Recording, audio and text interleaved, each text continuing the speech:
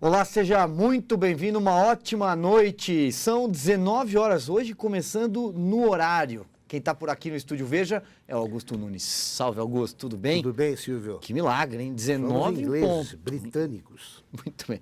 Augusto, por onde você quer começar a conversa, hein? É tanta coisa. Vou pegar o assunto do dia, né? Mais recente, qual é? O Aécio? Vamos lá, é o Aécio. A primeira Vamos turma falar do isso. Supremo Tribunal Federal determinou o afastamento do senador Aécio Neves do PSDB do Congresso. Pior, impôs a ele uma espécie de toque de recolher. O Aécio não pode ficar na rua à noite, teve que entregar o seu passaporte e isso está gerando um barulho danado lá em Brasília. O ministro Marco Aurélio Mello, que integra a primeira turma e votou contra, o placar foi bem apertado. Marco Aurélio e Alexandre de Moraes votaram de um lado, do outro lado votaram o Barroso, o Luiz Fux e a Rosa 3 a Weber. 2. 3-2, muito apertado. Marco Aurélio Mello disse hoje que o Senado pode reverter essa decisão do afastamento. O presidente do Senado, Eunício Oliveira, já deu sinais também de que o plenário deve se manifestar e voz corrente, inclusive o próprio PT, diz que a decisão do Supremo é inconstitucional. O que é que você pensa? Claro, porque pode chegar a eles também. Eu acho, Silvio, eu tenho a impressão de que o Supremo foi longe demais e acabou invadindo uma área, uma jurisdição que pertence a outro poder, que é o poder legislativo. Quero registrar aqui, eu acho que o Aécio deve ser investigado, acho que há indícios veementes de culpa, para não dizer provas, e acho que dificilmente ele escapa da condenação jurídica também, porque da condenação política, quer dizer, ele já sofreu a condenação política e hoje é um político que derrete. Eu li que ele ficou feliz com uma pesquisa que diz que ele tem chances de se reeleger senador. Quer dizer, ele já devia estar pensando então em ser deputado, o que eu acho que também aí é uma candidatura de risco. Acho que politicamente ele acabou. No caso jurídico, eu estou com você. Eu acho que é no mínimo duvidosa. Aliás, quando você tem uma decisão aprovada por 3 a 2, você tem 2 ministros interpretando de outra maneira. Ou é uma decisão unânime, ou você vai ter essa discussão que já começou e acho que o Supremo foi longe, sim. Não é o caso. Você usou a expressão perfeita, ele está em prisão domiciliar, né? É uma espécie de prisão em regime semiaberto. Regime semiaberto. Acho que no aspecto jurídico eu concordo contigo, Augusto. Agora tem também o lado político. E por isso eu acho que ganha força enorme a possibilidade de reversão dessa decisão pelo próprio Senado. Eu acho que aí entra o espírito de corpo, né? Também. Muito. Também. O espírito de corpo total. O presidente da casa, Eunício Oliveira, é alvo da Operação Lava Jato. Renan Calheiros, eu perdi a conta de quantos inquéritos o Renan enfrenta. Deve ter 2 dígitos. Nem ele sabe contar, né? Acho que nem ele sabe mais. Está em dúvida. E aí você tem Lindbergh, você tem Gleisi, você tem outros senadores de partidos de todos os campos. Se essa moda pega aí, o Supremo começa a esvaziar o Senado. E aí, como é que fica? Não pode. Imagine o contrário, né? De alguma forma, o Legislativo interferindo no Supremo. É muito louco esse negócio. Acho que pegaram o Aécio, para exemplo, num momento ruim. Não precisa ser assim. Acho que não precisa. Porque outra coisa, Augusto, para a gente matar aí, para a gente esgotar esse capítulo do nosso programa, o capítulo Aécio, é a questão dele no PSDB, é a questão dele, Essa é importante. Do ponto de vista do mandato, você é muito assertivo, tanto quando escreve no seu blog, quando se manifesta aqui no Estúdio Veja, de que o Aécio deveria renunciar ao mandato. Acho que essa questão ali, interna corporis do PSDB, é outro negócio, né? Se ele pensasse no partido, ele já teria renunciado à presidência. Se ele pensasse no país, ele já teria renunciado ao mandato, ou se afasta, pelo menos, com aquela conversa de sempre. Eu vou provar em liberdade que eu sou inocente, etc. Ele está se transformando num peso morto para o PSDB muito mais perigoso e difícil de sustentar do que o Eduardo Azeredo, que também entrou na história do Mensalão quando era presidente do partido. O Aécio é mais que isso. É um presidente do partido que quase se elegeu presidente da República. Né? Hoje nem se imagina uma candidatura dele a isso. Até outro dia ele era candidato. Será que ele não percebe que acabou? Falta alguém dizer isso para ele, Silvio. Acho que falta isso. É difícil, né? Alguém chegar para um governador de estado, que foi o ex-governador, senador, candidato a presidente, e falar, companheiro, vou te falar como amigo, você acabou politicamente. Como todo político diz que a morte política não ocorre antes da morte física, é uma bobagem que espalharam, que pode ocorrer sim, ele vai se apegar a essa falácia e continuar atrapalhando o PSDB, que é um partido que não sabe lidar com problemas domésticos de corrupção. Faz muito tempo. Nunca soube. Não é de hoje. Nunca soube. Gusto, seguimos então com o nosso programa. Pois bem, a segunda denúncia contra o presidente Michel Temer já está na Câmara dos Deputados. Qual a tua avaliação, Augusto? Você acha que ela deve ter o mesmo desfecho da primeira, ou seja, ser rejeitada, o presidente não será investigado? Ou você acha que dessa vez o clima pode ter mudado? Acho que terá o mesmo destino da primeira e com o mesmo preço, um pouco menor. Isso é que me preocupa. Já mudou a agenda. O presidente Temer agora já está recebendo deputados, aí um atrás do outro. Os deputados estão conversando com ele sobre o quê? O Brasil, o futuro da nação. Reformas? Reformas. Não. Ele vai tratar da própria sobrevivência, vai conseguir, a um alto custo, porque o Brasil não tem dinheiro mais para perder com deputados, para desperdiçar, e ele vai fazer isso porque o único projeto palpável, visível, né, tangível do governo Temer hoje é a própria sobrevivência. Com isso, ele já vai renunciando à reforma da Previdência, qualquer reforma, e vai se contentar com o que houve nas outras áreas em matéria de reforma. Alguma coisa aconteceu. A gente repetiu aqui mais de uma vez que qualquer coisa é melhor que nada. Então já se avançou, né? Você tem o fim do imposto sindical, você tem a terceirização do trabalho, uma coisa ou outra. Reforma política, piada, não aconteceu nada. Mas O que passa é pequenos remendos. pequenos remendos. Perdemos mais uma chance. E claro que contribuiu para isso o fato de o Temer ter reduzido o programa de governo dele a um só ponto: sobreviver, chegar até o fim do mandato. Perfeito, Augusto. Agora, você falou reforma da Previdência. Bom, Não ela vai era a conseguir, agenda né? prioritária Era desse prioritária. governo. Ela chegou a ganhar algum corpo na sociedade, porque ela é extremamente impopular, mas naquele A primeiro sociedade momento começou a entender a começou a necessidade. entender o problema. Depois, obviamente, que veio a contrapropaganda dos partidos de Claro. esquerda. Mas agora, jogar uma reforma da Previdência num ano de eleição, que é o próximo ano, não passa. Não passa. Não passa. O livro do Fernando Henrique de Memórias conta que ele fez o possível para isso. E ele, com muito mais força, e presidente eleito mesmo, né, só malucos aí falavam que ele comprou o mandato e tal, não conseguiu.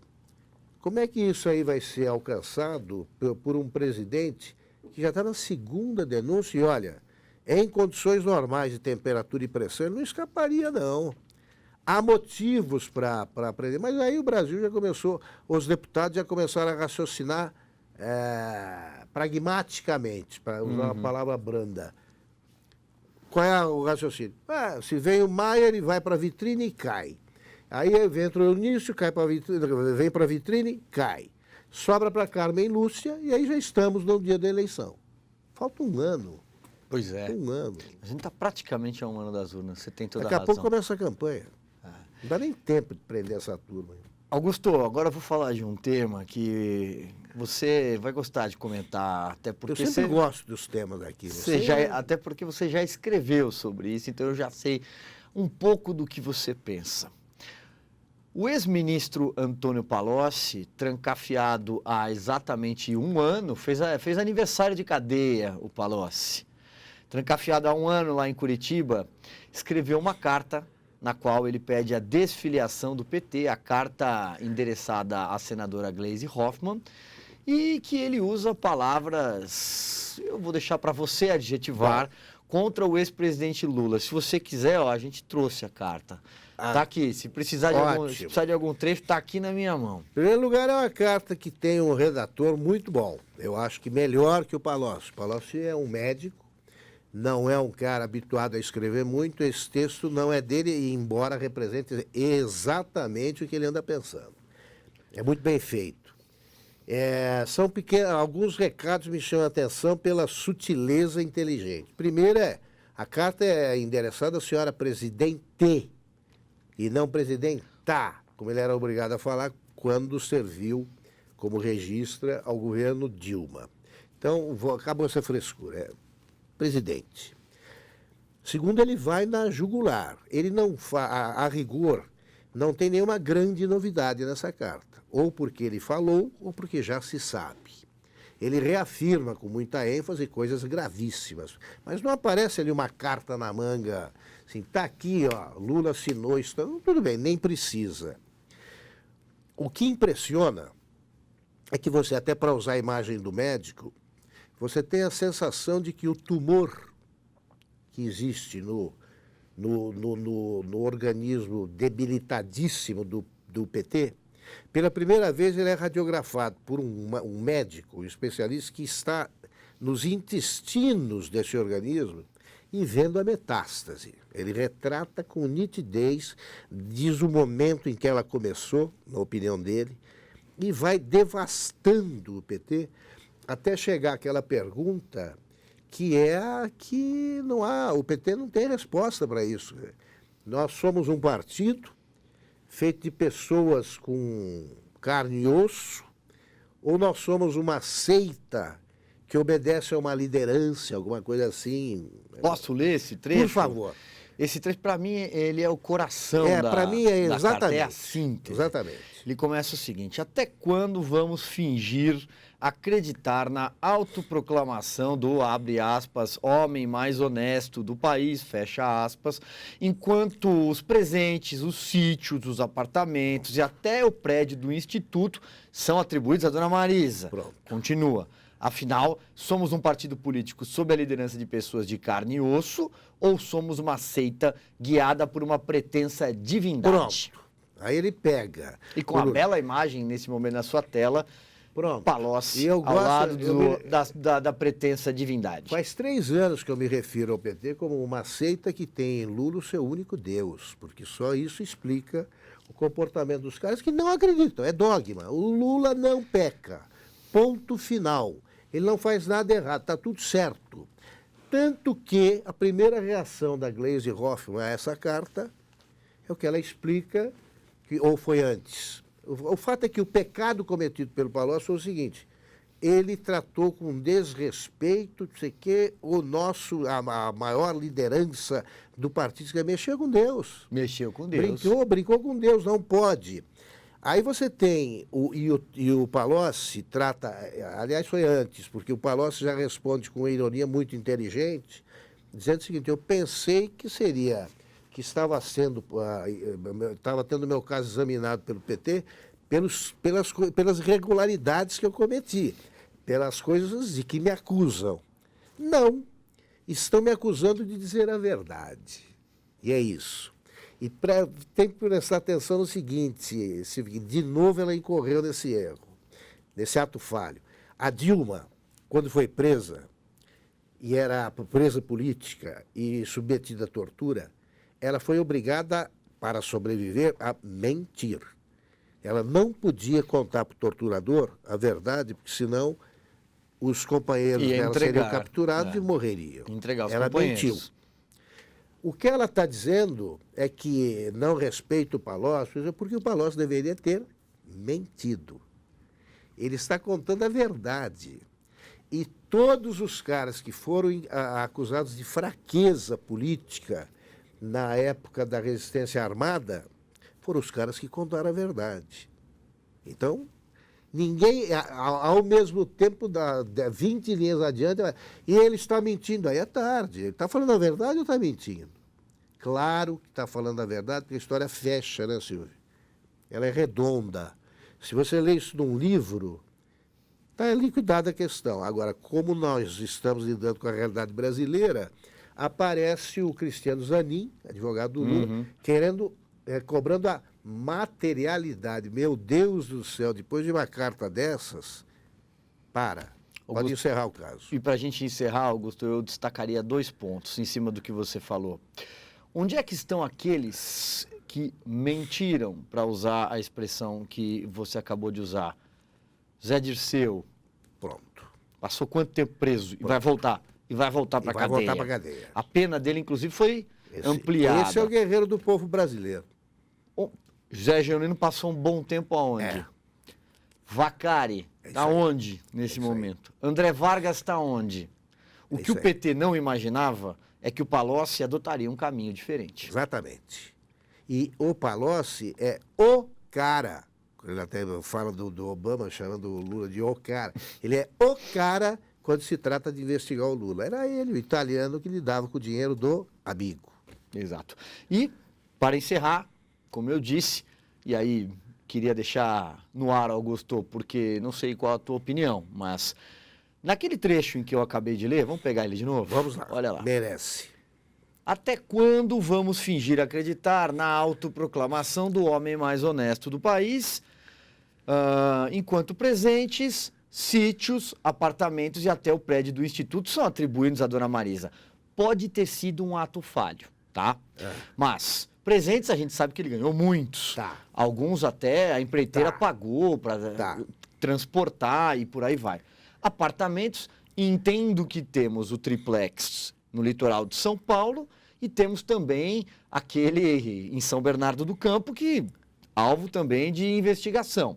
O prédio do Instituto, sabemos do qual ele fala, mas sítios no plural, eu só conhecia Atibaia, Augusto. Eu também. Eu fiquei tão intrigado quanto você pelo seguinte, nenhuma palavra, nenhum plural ou singular entrou aí por acaso. Não há erro de português na carta. Essa carta foi revisada umas 300 vezes. São sítios. Vale a pena aguardar. Então, assim a gente encerrar, Augusto. Teria Antônio Palocci deixado uma pista no ar? Claro. Ou foi simplesmente um erro de plural? Acho que não. Muito bem. Augusto, obrigado. Obrigado a você, Silvio. Foi um prazer, como sempre. E muito obrigado por essa audiência enorme. Obrigado a você que nos acompanhou até agora. Amanhã tem mais Estúdio Veja e daqui a pouco o repeteco desse programa lá no blog do Augusto Nunes em veja.com. Até mais.